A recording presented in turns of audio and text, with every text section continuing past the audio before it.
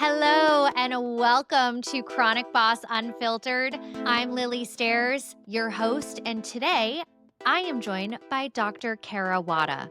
She is a quadruple board certified physician, autoimmune patient, and founder of the Immune Confident Institute. Kara is on a mission to help people living with chronic illness and autoimmune conditions reclaim their energy and rewrite their stories.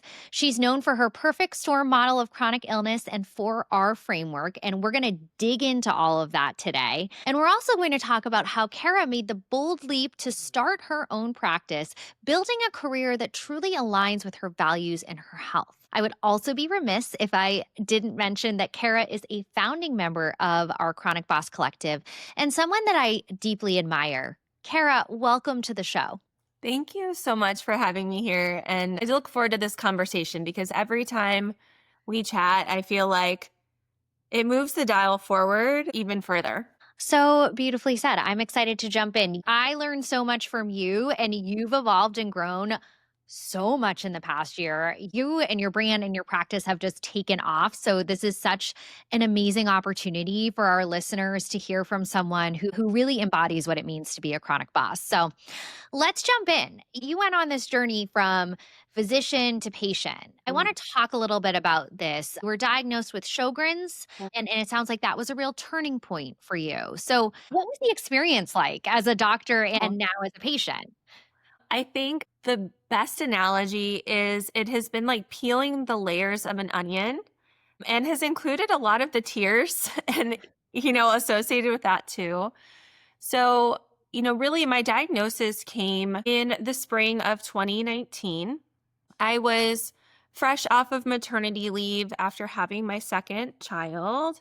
And it was a little bit of a rough stretch. She actually, within about 2 weeks of my diagnosis, she had had her first and thankfully only anaphylactic reaction to eggs. So she was diagnosed with a food allergy, which our family had no history of. And I had recently been to the dentist for that, that first visit postpartum, like after, putting things off because that's what moms do, especially doctor moms. Your health gets put on the back burner. And the dental hygienist had said, like, goodness, Kara, your mouth looks really dry. Is there anything, are you on any medications? Is there anything going on that may be contributing to that? And really, it was that comment that, along with kind of my medical knowledge and knowledge of all the stuff I had been dealing with symptom-wise up to that point, was like, oh, four-letter word. I think this is something more serious. And so to give a little more context, dating back to even my residency training, several, 5+ years before, there came a point where I wasn't able to wear contacts anymore. My eyes were really dry. It wasn't comfortable. Around the time I had my oldest, she's about 3 years older than the middle, I stopped wearing mascara because I realized when I put on mascara, which was my favorite makeup product, I would look like a raccoon by like an hour and a half into the day because I was touching my eyes in hindsight because they were so dry. It was a bummer. And I had some back stiffness that weirdly always got better when I was pregnant. I had more energy when I was pregnant outside of that early first trimester stuff. And the immunologist in me knew that that wasn't normal. And also saw that all my girlfriends were like, oh, this is terrible. I feel so, so gross. And what I knew about the science of inflammatory conditions in general, autoimmune conditions, asthma, is that about a third of patients with those conditions will feel remarkably better when they're pregnant. And so it was kind of putting all these pieces together that I recognized, oh goodness, could this be Sjogren's? Because what we're tested on through our training about Sjogren's really centers around dryness, and dryness being those key defining features of the disease. And so I made an appointment with my primary care doctor, psyched myself up because I was like, oh gosh, I'm going to be that patient that's asking for the labs and knows what she wants. And then I was like, but I actually know my primary care. We've taught together. And hopefully she'll value my opinion as a peer and like all this mind drama. Right? So I show up to the visit and explain my worries, that I've been utterly exhausted. My body hurts all over and that my mouth is really dry. I've had dry eyes and I'm worried about Sjogren's. Being a caring physician and also colleague and I think wanting to see the glass half full, her response was, I bet this is just being a tired mom. We can, I guess we can do the labs. That's fine.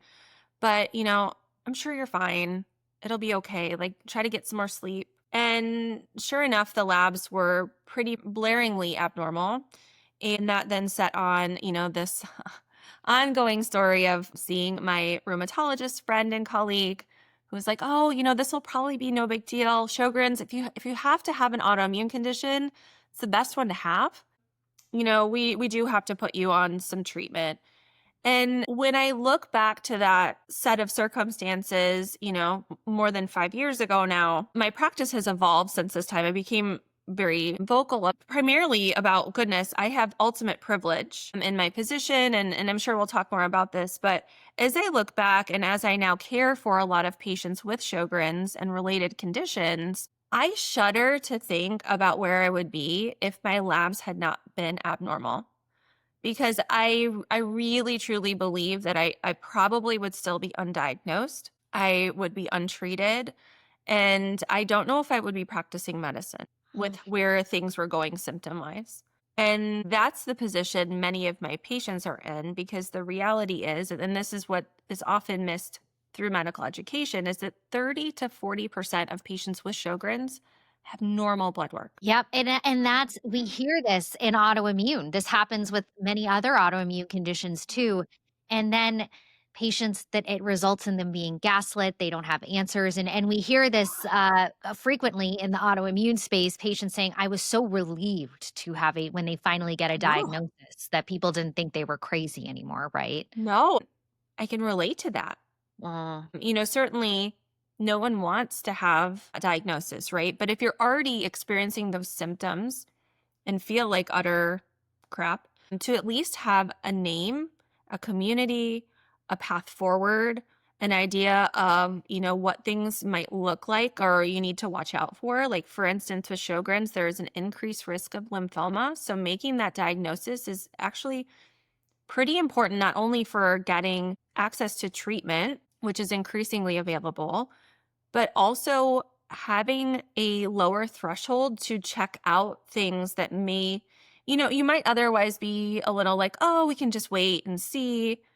If you have an increased baseline level or risk of a particular condition, you're going to be more aggressive about checking out lumps and bumps and other health changes. Yeah, no, it's such a good point. And you talking through your whole story, there are so many different themes that I heard come up. One of which is something that we talk about a lot in Chronic Boss and on this podcast around women's health and so much that we don't understand. I keep hearing these, oh, well, we kind of know that sometimes people with autoimmune diseases, when they're pregnant, they might go into remission and then Yeah. postpartum they flare. We don't really know why.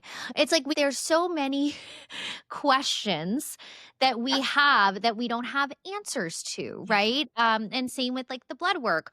We know that there will oftentimes people do have autoimmune diseases, but it doesn't Mhm. always show up in the in the blood work. We don't know why. We just don't have these answers. And 80% of people living with autoimmune diseases are women. It is a woman's health issue, and it's just frustrating to hear. I hear these common themes and stories all the time, and it makes me really angry. Me too. And it in part fuels, especially those days that are like the harder days, right? Just to keep persisting because there's so much work to be done. And also, off the bat, just talking about seeing how far, you know, we've come in this short period of time. And personally, how much things have changed in the last 3 years, it's night and day. And so I sometimes have trouble dreaming about what would I like things to look like 3 years from now, kind of Yeah. going that trajectory, right? Yeah. Yeah. Mhm. So you've talked previously about the Sjogren's diagnosis and how it's made you a better doctor. Can you tell me a little bit more about what that means? How did that change your lens and your bedside manner and care Mhm. philosophy? Well, at the very surface level, I know a whole lot more about Sjogren's disease now than I ever did, coming out of training, which is interesting because it makes sense, right? If you have the disease, you then can associate that lived experience. But I have learned so much about the condition from fellow patients, so much more than, those few hours of lectures I received or, the sporadic patient I would have seen on a rheumatology rotation or in other rotations. So there's that medical kind of knowledge aspect that, certainly has leveled up considerably. The other piece of it is really going back to that, like understanding very intimately what those symptoms can feel like, especially when things are flared up. I mean, there was a significant period of time in 2019. I actually ended up cutting down to being half-time clinician in order to focus on my health and recovery. Part of that, I had a pretty significant flare. It was a little bit self-induced, which we may or may not talk about later, but I had a liver injury from taking a supplement. And so between that and Sjogren's itself, I cut way back on clinic and really tried to focus in on my health and healing and resting. And that I think was really a big turning point. And then part of it too has been learning how much we don't know. It came out of training, and I think I've always been a pretty humble physician, especially within the field of allergy immunology.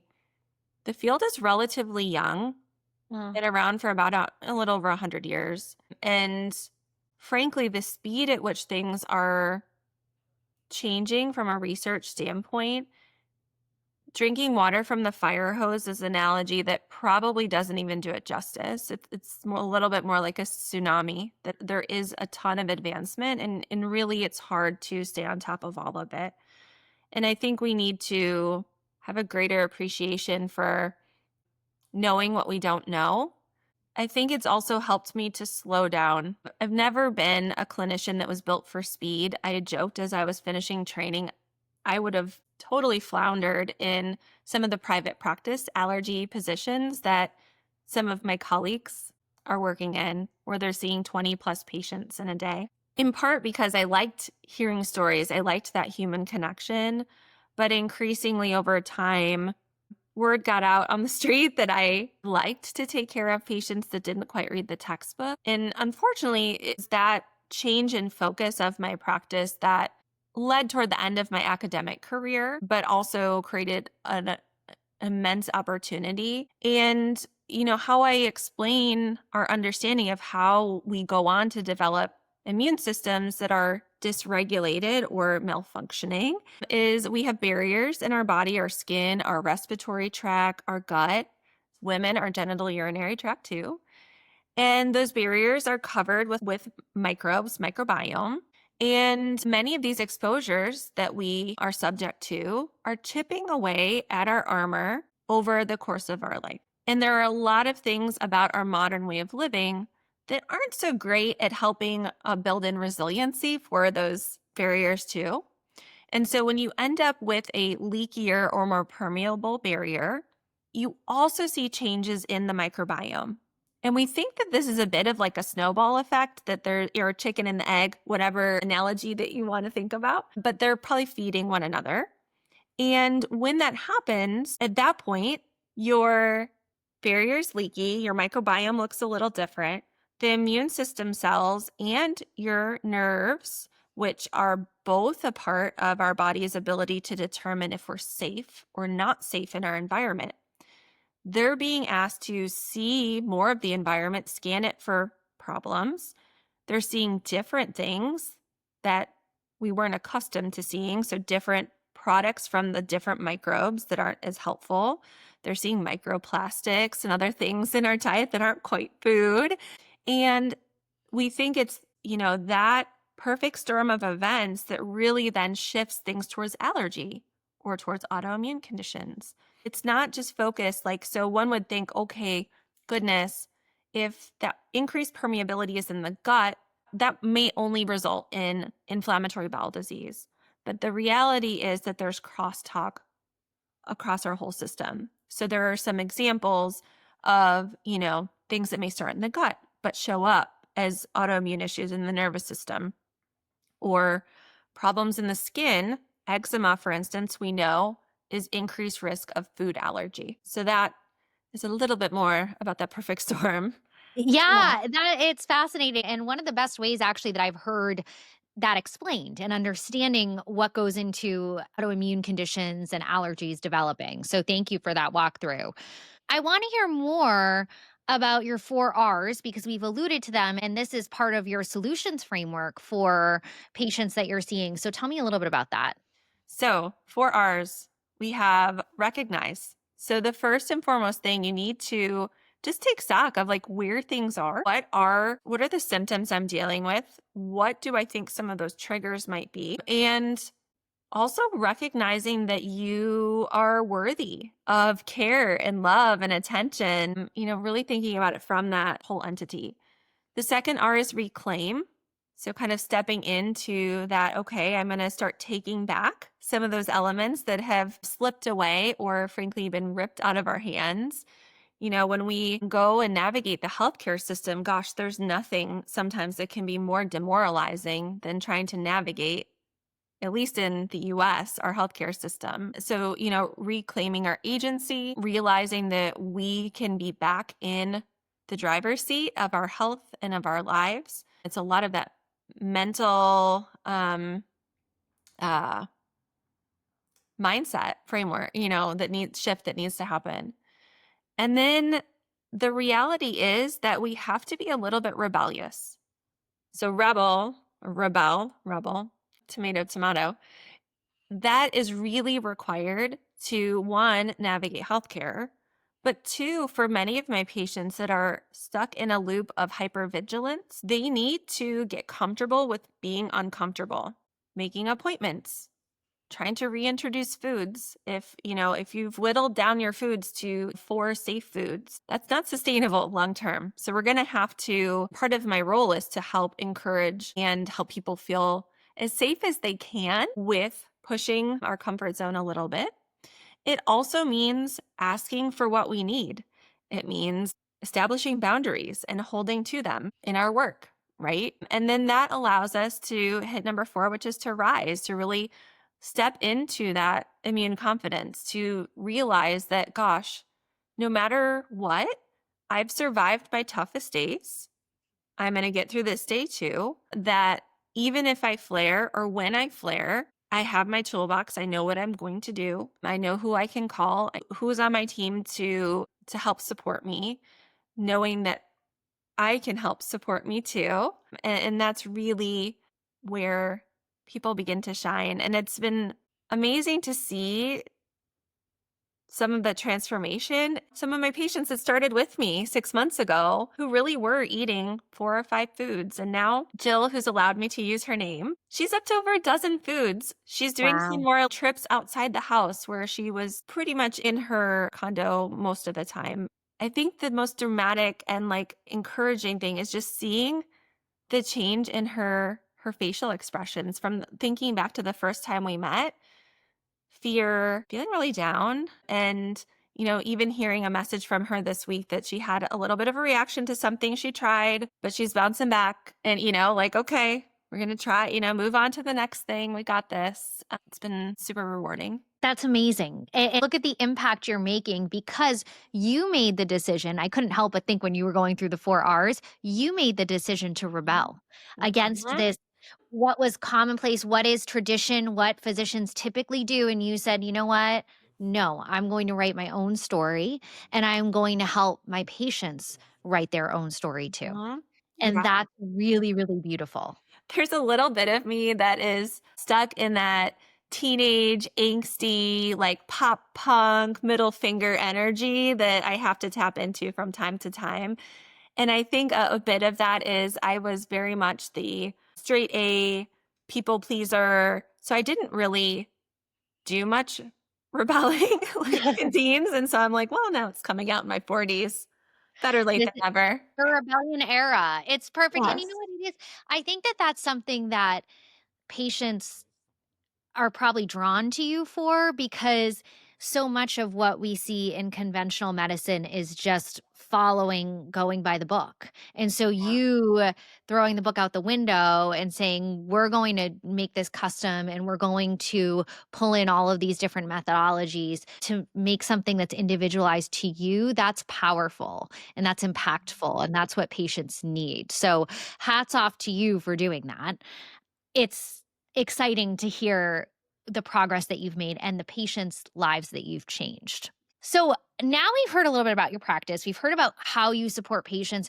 And I think there's been some great tips in here too for our listeners that are living with chronic conditions on how they can start to think about really claiming ownership of their health. I want to, because at Chronic Boss, we talk about in the same breath health and business. I want to talk a little bit about building this business and the challenges that come with building a business. Before we hit record, you got on the call and you said, I said, "How are you?" And you said, "I'm not doing a very good job with my boundaries right now." Yeah. And Yeah. so I really appreciated, first of all, I wanna say that I appreciated that honesty and transparency because as business owners and entrepreneurs and people who are talking on sharing our stories on social media, I often feel a pressure to show up and say, "Oh, I'm holding my boundaries and I'm doing this and I'm time blocking and I'm doing everything right." But the reality is there are some days I don't do any of those things right. I try to coach people and help them to do it, but sometimes like patients or health advocates are sometimes the worst patients. Sometimes I feel like I'm Mhm. the worst entrepreneur. But anyway, so tell me like what's going on with your boundaries? What happened? What do you typically try to do Yeah. and what happened So, this week? I'm going to take you back. So I resigned I put in my notice in October. I had my last day end of January. And from January to March, it was pretty great because I wasn't seeing patients. I was just building, behind the scenes, and it was a lot of work, but I was working out regularly and I was cooking and meal planning and spending time with my kids. And it was pretty great. And then I got back from spring break. I kind of soft opened a little bit for a few patients in March that needed to kind of get in from the time that I had left OSU that knew me and were kind of following with me. And that was fine. I guess testament to my team and our grassroots marketing we did, we opened the clinic with twice as many members, like new members, as what we had set as a goal. Wow. It's incredible, and I think is, a bit of a proof of concept that there is a need for what we have to offer. We had systems in place, but we were still to a point, like, building as we were going, right? I had a brand new virtual medical assistant who I realized pretty soon, early on, I was going to need that help administratively, adding folks to the team, figuring out some standard operating procedures, like, really realizing, "Oh, goodness, we need more structure than what we figured we would need right off the bat." And so it was pretty soon that I was drinking water from the fire hose in that sense. I also was having to learn how to do some of the administrative tasks that frankly in a big health system I never had to do. Like today, I was struggling to figure out why I couldn't get a prior authorization to go through cover my meds before we got on. And so, there still are some of those logistical challenges. And, you know, it's humbling. We've had a lot of requests. I'm licensed in 16 states, and there are another handful of states that I get a lot of interest from and like to expand to those states. And also, I'm trying to think about, and in this place where clinically we're feeling the crunch on things, I've hired a part time nurse practitioner that I've worked with in the past, Jennifer Henning, who's phenomenal, and she's working part time. But we're really trying to think about how we can scale because the reality is that I can't see everyone that wants to come. And I need additional clinicians to help me on this journey. And I've known that that's going to be the case all along. And also, that's hard, right? Like how we have it set up currently, we're an out of network practice, a cash pay practice. And there's, some discussion about how and why. But how things are logistically set up now is that folks pay when they schedule. The advantage to that is I can't remember the last time I had someone not show up to their appointment. So I don't have to, I obviously am not double booking. And that's one of the reasons why a lot of insurance-based practices will double book because there are a good percentage of folks who just won't show up to their appointment. if someone's paying and then they're having to wait a long time to see me, right, that doesn't feel great. And so I have not been great about work to time block my schedule to make time for, kind of that CEO time to think about how we're going to scale, time set up to think about marketing and content production for the YouTube channel and some other things that are helpful for the practice. And those have been chipped away because I've added in patient slots. And so we're working on it's the messy middle. We're It's working on it. messy middle, and because you don't wanna say no, right? You don't wanna say Yeah. no to people, but it's also really hard to delegate or to hand things over and give something to somebody else. This is something I personally struggle with. I had such a hard time letting go, and I still do in some cases in my businesses until I can Mhm. really trust someone, and finding somebody that you really trust, it's not easy, and especially this is something that this is people's health, right? That's in your hands, and you wanna make sure that anyone who is coming into your practice is getting a top-notch experience and the experience that you want for them. You're a unicorn in what you've designed, and so then training other people in that, it's a challenge, and Mhm. so you are in it, and so Mhm. as you're going through, you're in this now, I guess, what would be your advice to people who are just getting they wanna start a business, maybe they wanna Mhm. start their own practice, so I wanna hear your advice there. Then I'm gonna ask you, even though you're in it right now, what advice you would give to people who are in the messy middle? Yeah. So for those that are thinking about it, allow yourself, like give yourself an hour, 90 minutes and just dream. Let go of any, as best you can, any preconceived notions and just think about one, who are your favorite people to take care of? Clients, patients, whatever term is used in your industry. And oftentimes, as the case with my practice, that ideal patient stems from my own experiences as a patient. Not 100%, because I'm not only caring for physicians with this, right? But like there is that overlap. And allow yourself to think about how you could rewrite the book. Alongside that, though, too, I would say that we need to think about what others have done successfully because oftentimes we do want to rewrite the book, but there is a reason why certain models are successful. And so I think we can take cues from those. For instance, I read one of the most recent books I read was Unreasonable Hospitality. It's a Mm, book that is written by Will Godara. I might not be saying his name right. He was co-owner of 11 Madison Park, which was named as the top restaurant in the world about 10 years ago. And so the book really centers around how they built this incredible restaurant that was centered around relationships and human connection. And that was their secret sauce. And so here I am reading this book about the restaurant industry. I am not in the restaurant industry. But there was so much there to pull from that I want to lead with that love and that care and that relationship with patients. Look creatively outside of your industry for ideas and ways that things have worked, I think is another really cool. And that's what the Chronic Boss is great with. We're a collection of amazing humans with very diverse backgrounds and interests, across many different industries. For those in the messy middle, I think one of the things that has really been critical is community support. So I am a part of not only the Chronic Boss Collective, but another similar professional organization that is a little more physician centric.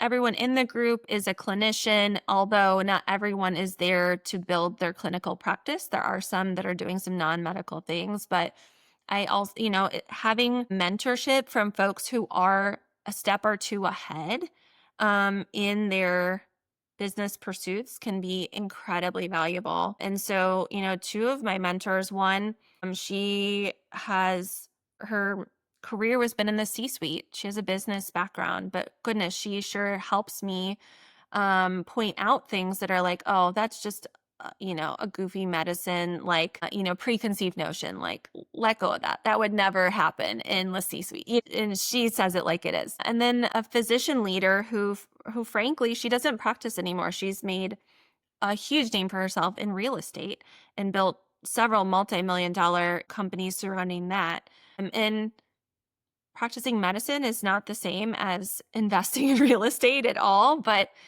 the struggles that, you know, she has had as a mom with similar age kids, building and scaling companies to that next level, it's really helpful when you're in it to see folks that are on the other side. And that, frankly, has really helped this last few weeks. And I'm sure it will. As, looking out at my schedule, I think, out till like, Thanksgiving time, things are going to be a little rocky. But I also know that I'm putting things in place. So we had some childcare help that we parted ways with about 4 weeks ago.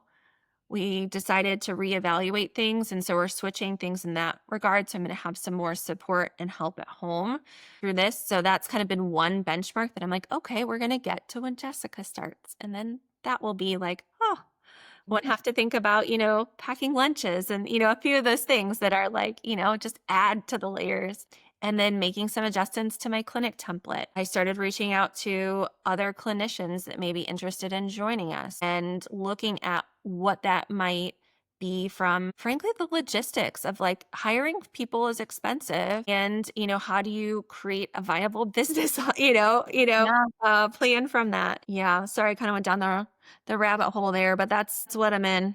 No, it's great, and you had such sound advice for people both who are thinking about getting started and those who are in it and in the messy middle. I love the advice around seeking advice outside other industries and modeling what other people are doing. It's in my first business, Patient Authentic, where I'm working with pharma companies, biotech, health tech. I'm always talking about that and how we should be looking outside at other industries to see what they're doing, because healthcare is so like, I feel like there's the blinders on Yes. sometimes, and, Siloed. we don't like to think outside the box, and we're dealing with compliance and we're dealing with all of these things. But what if we just thought big and we're dreaming and scheming a little bit to think about how this could look if we weren't so refined to this box. So I love that advice. And I love the advice around community and mentors, having good people to lean on, Mhm. even sometimes to just vent, people who understand what you are going through, and then to also learn from them and have them to guide you. So very sound advice. And thank you also for being so honest and transparent about everything that you're juggling right now. And that I think a lot of us, we share, we always talk about this. Social media is a highlight reel. We're sharing all the good that's happening and like, yeah, I'm getting new patients and my business is growing and we have followers and our podcast is thriving and all of those things. But Mm. also behind the scenes, oh my God, I'm trying to figure out the systems and I'm trying to hire people and I'm trying, right? There's just Yeah. so much going on that we don't see. And then we end up in this comparison game of like, oh my God, that person really has it together. And I feel like my business is falling apart. And so I just appreciate the transparency, because if more of us can be vulnerable and can share like this, it helps us all breathe a sigh of relief. And it also helps us all like band together Yeah. and take those steps and leaps forward. So thank you. I think one thing I have committed to doing, and it sounds so silly, but I don't use actual filters ever on social media just because, like, one, I just never got into it, but also it just didn't feel part of what I've tried to build as a brand is that you get me and I am human. And I am aging and maybe my thoughts will change over time as the wrinkles add up and the glitter strands multiply. But I think that's really important. And frankly, when I think about the disconnect that's happened between patients and physicians, there I think is a need for a recognition on both sides that we are human. And I think that that sometimes gets forgotten in um, the tribalism, essentially, Mhm. kind of this like, oh, and I understand like there are, you know, goodness, vast majority of us in the chronic illness community have been mistreated by the medical system. Oftentimes, physicians have been a part of that. And also, I think it's important, one, not to excuse bad behavior, but to provide some context in that. And one of the core reasons I'm not in the system I was in any longer is that the systems ask us to practice in ways that are not at all aligned with what we anticipated when we essentially spent our entire 20s, for most of us, in a library or an anatomy lab or the hospital. It's not what we thought we were getting into when we signed up for the hundreds of thousands of dollars that we end up in debt at the end. And the reality is, when you have that much debt, you have to pay it off. And oftentimes we end up practicing in systems that aren't aligned with our values, frankly, because at that point we are having kids and mortgage and, and like wanting to live live as black and white as we sometimes would like to think it is. Yeah. Yeah. Thank you for being so vulnerable again and sharing. And I also, just going back to what you said about trying to just show up as you on social media, right? And Yeah. no filters, it's something that, again, another place where I get lost in comparison of, oh my God, they look so great. And I try to be transparent too about, we do a lot of photo shoots, and I've done newsletters and social media posts on how much time, effort, money goes into me looking like that. I didn't wake up like this, right? I have a hairstylist and a makeup artist, and there's a stylist who's helping me get the outfits for the shoot, and there's Photoshop, and there's all of these things. Like, it's literally thousands of dollars and many, many hours to put together a photo shoot where you look like that. Mhm. And it can be really and when that's what we're served all day, when we're scrolling, we're these professional photo shoots, it can make us start to look inward and think, oh my God, like, look at her legs, look at her hair, look at this, look at that. And it's not reality, right? And so I think we all need to do a better job, myself included, of getting on there and reminding people, like, hey, this was a photo shoot that was a lot of time, effort, money, and like, I don't look like this when I get out of bed. And also, how much fun was it? And it really feels good last few years, rediscovered my love of pageantry, and I've taken a couple years off, but like, there is something really fun about sparkling, for authenticity and to be unapologetic about wanting to look good and get dressed up and those things. Yes, I thank you for saying that and Yeah. honoring that, Yeah. because it is fun, right? It It is fun. is. It's so fun. Yes, and yeah, it feels really good. Like, oh my God, I look good. They did a great job by hair and makeup, and it's fun. It's fun. But then also remembering, like, that's if you were to look at 365 days of the year, that's not how I look every day of the year, right? So it's just, but I appreciate you saying that. So, Kara, we have covered so many topics today. I've learned so much from you, just from the health perspective and thinking about how we can reclaim our health as patients. And also, as a business owner, you've been so vulnerable and you've really shared some incredible lessons and tools and tactics for others to take forward. So, thank you for that vulnerability and your brilliance. I, of course, have to end our episode by asking you, what does being a chronic boss mean to you? Ooh, I think in my mind, chronic illness is something we live with day in and day out. And I think being a chronic boss is taking that day in and day out, but really leaning into the boss of like that rebel, right? Showing Mm. up, pushing boundaries, like not taking no as the final answer, and doing that with the same tenacity that these conditions have. Yeah. I love it. It's perfect way to end. Kara, thank you for giving us your time today, for sharing your wisdom. And where can people find you before we Yes. end? So on Instagram, I'm probably most active at Immune Confident MD, and on YouTube, which is at Dr. Kara Wada, Wada. And then if you're interested in exploring care with our practice, our current website is drkarawada.com. Soon to come, we're going to have a institute specific website, but that'll be a few months down the road. Amazing. Well, we will drop all of that in the show notes. We Thank will continue you. to cheer you on. Thank you, Kara, for being with us today. Thanks so much, Lily. I appreciate it.